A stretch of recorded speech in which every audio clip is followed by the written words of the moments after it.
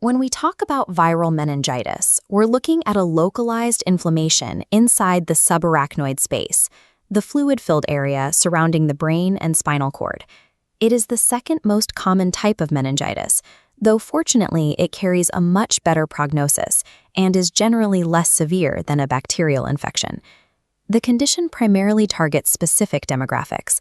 Children under 5 and the elderly are highly susceptible, along with immunocompromised individuals, such as transplant recipients or patients undergoing chemotherapy. Statistically, we see these cases cluster during the non-winter months, stretching from late spring into the fall. On the surface, the patient presents with a distinct cluster of systemic symptoms. This usually begins with a sudden fever and a localized frontal or retroorbital headache, a sharp pain situated directly behind the eyes. They might also develop photophobia, general lethargy, and a mild stiff neck, though it is usually less rigid than what you'd see in bacterial cases. These surface signs tell us that a neurological breach has occurred, but physical symptoms alone only indicate that an invasion is happening. They don't identify the specific microscopic culprit responsible. To find that culprit, clinicians look to the taxonomy. The vast majority of viral meningitis cases are driven by a single family of pathogens, non-polio enteroviruses, which are part of the larger Picornaviridae family. These viruses rely on a fecal-oral transmission route. They initially set up shop and multiply inside the human intestine. Interestingly, they don't cause any actual intestinal symptoms while they are there. Instead, they use the gut as a silent staging ground before aggressively disseminating to the central nervous system. This diagram outlines how diverse the enterovirus family is, particularly the Coxsackie viruses. They are split into two main branches based on their clinical manifestations. Group A is primarily associated with mucosal and skin issues, like herpingina and hand, foot, and mouth disease. Group B, on the other hand, targets major organs, leading to conditions like pleurodynia and myocarditis.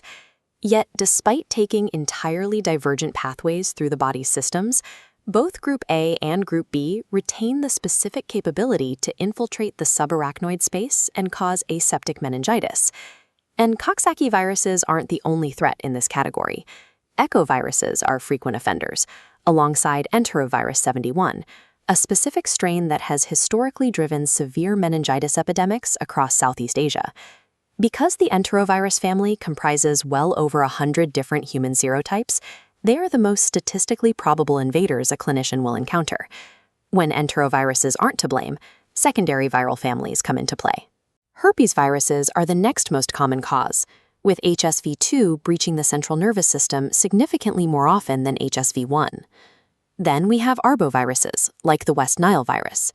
Unlike enteroviruses, these rely on a completely different delivery system. They are transmitted directly into the human host via the bite of an infected arthropod vector, usually a mosquito or tick. The remaining outliers that reach the central nervous system cover a wide spectrum.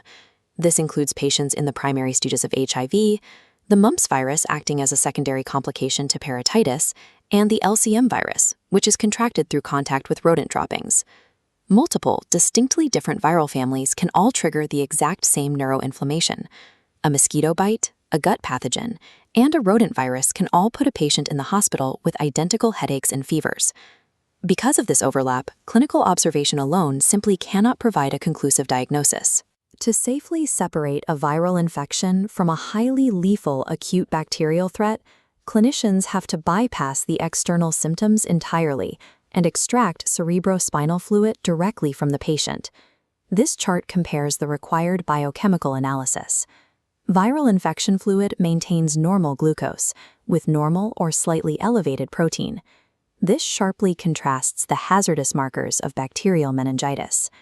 Cytologically, the fluid displays a clear pleocytosis, an abnormally high cell count, where lymphocytes are the predominant cell type.